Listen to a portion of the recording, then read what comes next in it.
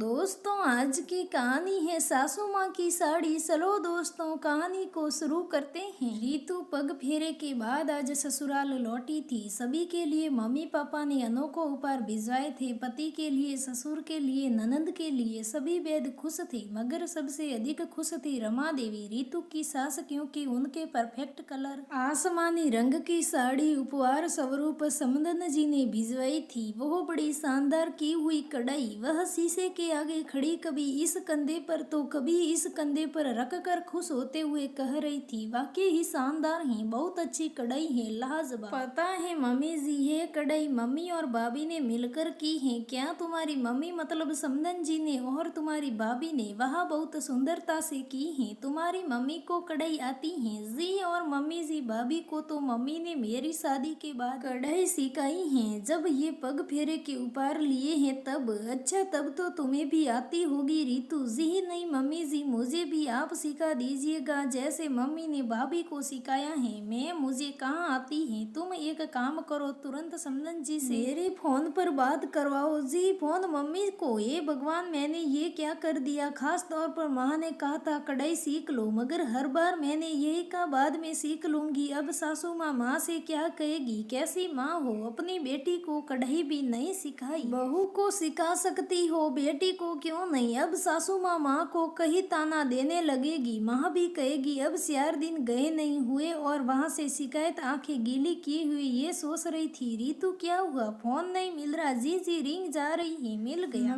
Mummy जी को आपसे बात करनी है। हेलो बहन जी, कैसी हो आप? बहुत सुंदर, सबको बहुत पसंद आए। वो बहन जी, एक बात कहनी थी, आपको 1 हफ्ते के लिए यहाँ आना होगा। वह क्यों? वो क्या है ना, मुझे आपसे कढ़ाई सीखनी है, तभी तो मैं अपनी बिटिया को सिखा पाऊंगी। आपकी तरह आपने भी तो सिखाई है अपनी बहू जैसी प्यारी बिटिया को। दोनों समदने फोन पर हंस हंस कर बातें करने लगी थी। वही रीतू अभी भी भीगी आंखों से अपनी माँ जैसी सासू माँ को खुशी से निहार रही थी। दोस्तों मेरी ये कहानी कैसी लगी कमेंट करके जरूर बताना। अगर कहानी अच्छी लगे तो लाइक करें, शेयर करें, हमारे चैनल को सब्सक्राइब करें। धन्यवाद दोस्तों।